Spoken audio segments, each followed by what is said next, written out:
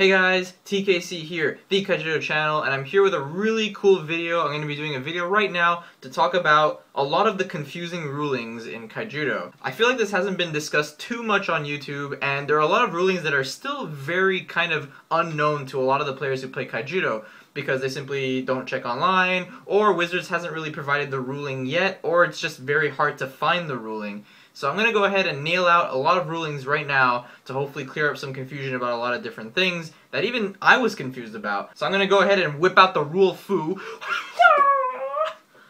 and chop these rulings in half. Okay, let's start with probably one of the most confusing things that even confused me from the very beginning, and that is when Herald of Infernus wins a battle against a Grudge Weaver that blocks it. Here's the thing, there are two effects happening at the same time. So Herald of Infernus says when he wins a battle, you play a dragon from your hand into the battle zone. Let's say your hand consists of only one card, and that one card is Dreadclaw, the Dark Herald. That is a dragon card. Now, when you block with Grudge Weaver, that card says when this card is banished, your opponent has to choose and discard one card. So, a battle happens, and then these effects happen at the same time. There is a lot of confusion whether Grudge Weaver happened first because its effect happened when it was banished, versus Herald's win a battle situation, and that was the logical thing for everyone, but it turns out that all abilities, no matter how the abilities work, is usually at the same time. So, when there are things that happen at the same time, it's the turn player who gets to choose his effect first. So, in the case of Herald attacking and Grudge Weaver blocking, Herald of Infernus will always go first. The only way that Grudge Weaver will be able to go first is if you use a card like Fight, so that Grudge Weaver fights the Herald of Infernus,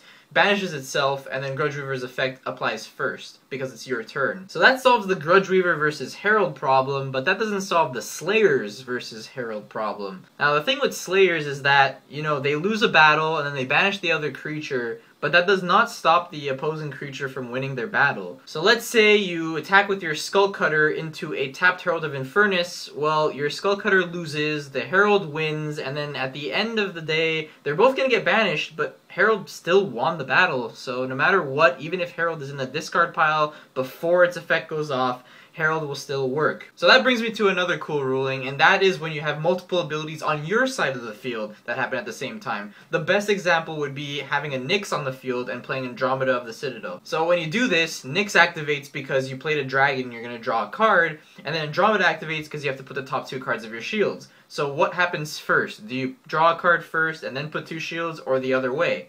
Actually, you get the choice. So just like in battle, you can activate abilities in whatever order you like. So now, since this is more than one ability on your side of the field, you can even choose the order of the abilities that activate. So you can go ahead and draw Nyx first and then do Andromeda's effect, or the other way around. Alright, now we're going to move on to another very critical part of rulings, and that is triggers. So we already talked about things triggering, but there's nothing really interrupting it, but there are a lot of cards where triggers happen, but they kind of have to wait their turn until their effect can actually resolve. There are two really great cards to actually demonstrate this concept, and those are Keeper of Laws and Spellbane Dragon. Let's start with Keeper of Laws because this one's a little bit more simple. Keeper of Laws states that whenever your opponent casts a spell, you get to draw a card. So, let's just say that Keeper of Laws is the only creature on your side of the field, and then your opponent casts Bone Blades on it. So, obviously, the way this works is that Bone Blades activates, but Keeper of Laws triggers, and it kind of stays there and waits for Bone Blades to resolve, and then Bone Blades gets rid of the Keeper of Laws, and then even though Keeper of Laws is in your discard pile, Keeper of Laws effect still activates because it was triggered while it was on the field. Same thing applies with Spellbane Dragon. This is where things get really complicated, and this was probably one of the worst rulings of all time, if not the worst of all time, and that's when Spellbane Dragon attacks a shield, and that shield is, for example, Terror Pit. For the longest time, I think it was at least 3 weeks or a whole month, we didn't know how the abilities triggered and in what order. So here's the way it works. You attack with Spellbane Dragon, you hit a Terror Pit. So your opponent casts a spell from his shields, and that means that Spellbane triggers. Unfortunately, it can't resolve yet because Terror Pit has to finish resolving first, then Spellbane gets banished, and then Spellbane triggers even though it's in the discard pile because it was triggered when it's on the field, and because of that you get to break another shield. Now if that shield is also a shield blast and they choose to play it, you can't trigger Spellbane anymore because now it's in the discard pile. So a lot of people originally thought it wasn't like that, and it always triggered first before the shield blast could resolve, so it would basically wipe the whole shields completely and then you'd be able to win the game easily, and Spellbane would have been really, really good.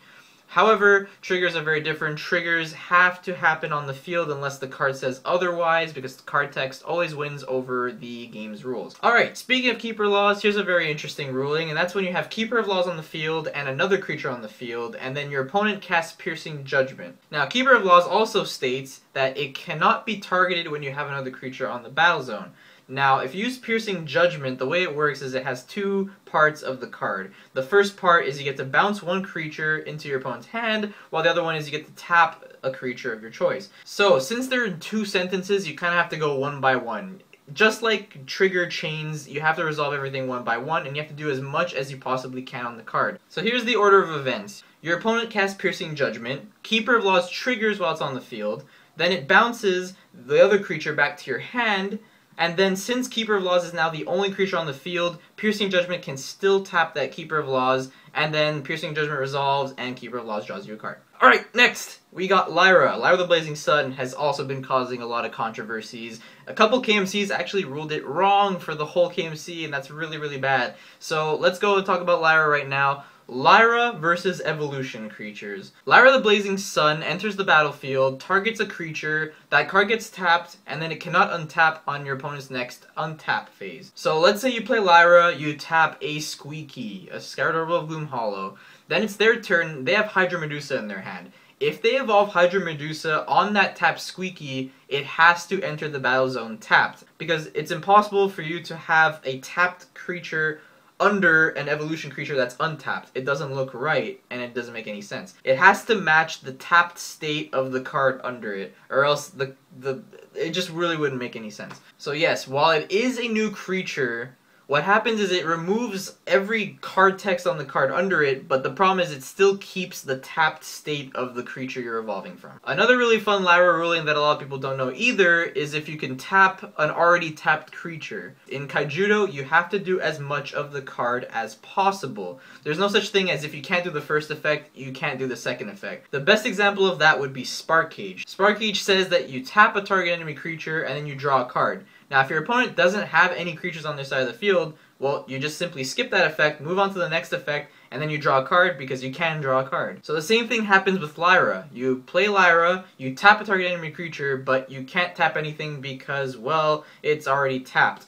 Now, you can still target that creature, and then it still says in the next line that that target creature can't untap. So basically what you're doing is that you're skipping that tap part, and you're going to the part where it says, your opponent's creature can't untap. So remember that with every future card in the game now, you do as much as possible on the effect, and you don't have to rely on the first effect from resolving to continue to the second effect. Alright, next one. Let's get this one out of the way because it's very simple. Andromeda. The card says that if your opponent's creature attacks you, then your opponent has to choose one of their creatures and tap it. Now, when it says you, it actually means just your shields. It doesn't mean your creatures, because that's attacking your creatures. Attacking you is basically if you have shields or not. Alright, that was pretty simple. Let's move on to the next one. The next one's really cool. It's Kurragar of the Hordes and Mana Storm. Now, what Kurragar says is when you add a card to your mana zone, you get to flip the top card of your deck. If it's a creature, you put it into the battle zone right away. If not, it goes to the bottom of your deck.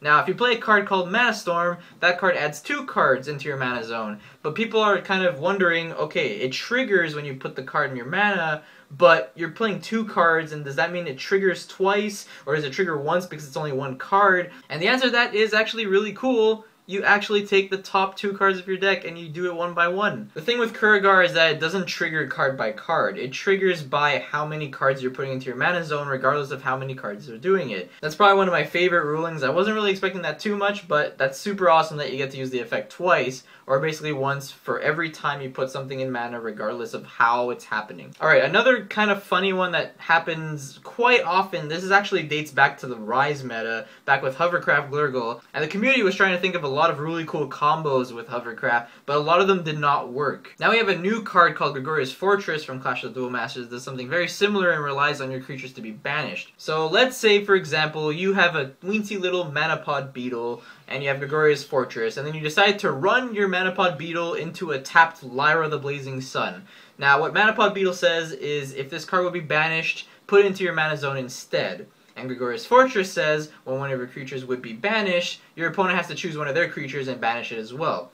Now, when you use Manapod Beetle's effect, you're not banishing it anymore. You're actually instead putting it into your mana zone. Instead is the key word on these cards. So cards like Full Metal Lemon and all that, or even cards like Aqua Commando that go back to your hand, basically any card that says do this instead, that means that it's not getting banished anymore, and that means you can't combo it with cards like Agoria's Fortress or Hovercraft Glurgle. I know that really sucks. There are a lot of combos with that, but sadly it's not possible, so please be aware of that when you make your decks. Here's another kind of cool one, Infernus the Awakened versus mono cards that get power.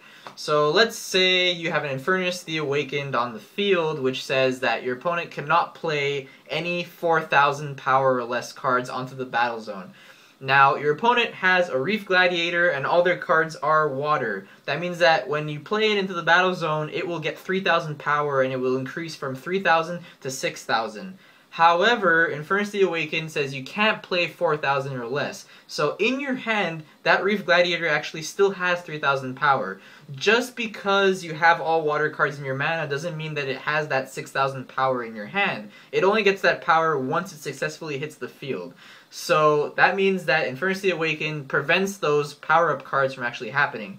This is the same thing with Essence Self on the field. If you have an Essence Self on the field and you play a 4,000 power creature like Keeper of Dawn, it will have 5,000 power when it enters the battle zone. Problem is, you can't even play that card in the first place because it has 4,000 power in your hand. So remember that with Infernus the Awakened on the field, you can only play cards higher than 4,000 power from your hand, and it has to be the printed power of the card regardless of what effect it says on the text, because that only applies once it successfully hits the battle zone. Alright, that was a lot of rulings, but I have to clear up one last one, and I have to tell you guys right now, this is probably the most important one now, because a lot of people were confused on my last video, and I'm pretty sure a bunch of other people are confused as well, because it's not very clearly shown on the Wizards website. It took me forever to find it. It was in only one article on the site, and it was not in the FAQ. So Wizards of the Coast, I really hope you put this one up, because this one is pretty brutal. So, mono decks. Back in the days where you didn't have multi-civ cards, mono decks were simple. You just took a bunch of water cards, made a mono water deck, and you were done. However, with the introduction of multi-civilization cards, this kind of complicates it a bit, because there are cards that are water darkness and there are cards that are water light. Can you actually make a mono deck using these multi-civilization cards? And that is actually yes, you can. Because the card is not a water darkness card. Sure, it is in literal terms it is.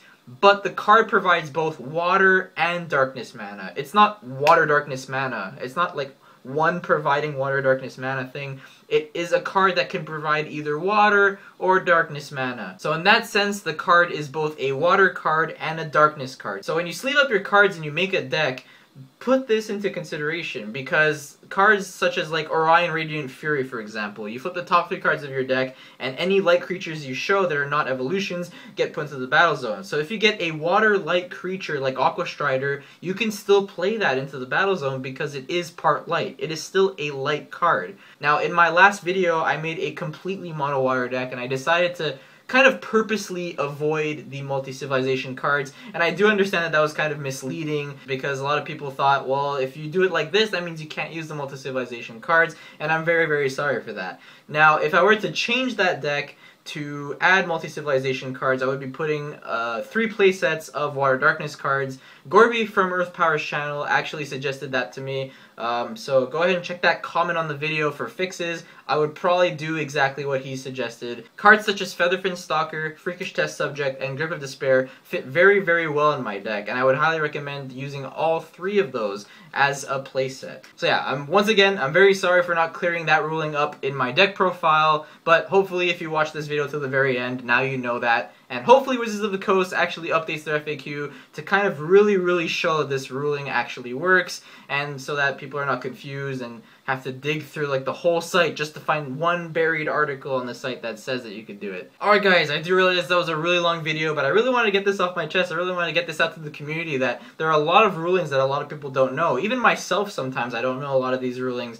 And, you know, these are not even all the rulings in the game. There are a bunch of awesome rulings as well. These are just the ones I see most commonly these days in the community. And I just wanted to kind of get this out there to hopefully clear a lot of things up for a lot of people. And I hope a lot of people watch this. Now, like I said before, this is just a handful of rulings out of a bunch of rulings out there in Kaijudo. So if you guys have a ruling question, something that I didn't bring up in this video, for example, I could probably answer it in either the comments, or I could even turn this into a video series where I pretty much, you know, talk about rulings either every week or every month, or pretty much after a set comes out and all the questions have been answered, stuff like that. I could turn this into a series to help you guys out and help me out too, because sometimes I'm even confused about the rulings. Put your rulings questions in the comments below. I will probably answer as much of them as possible. And with that being said, this is TKC, the Kaijudo channel. Have a good day, guys, and see you later.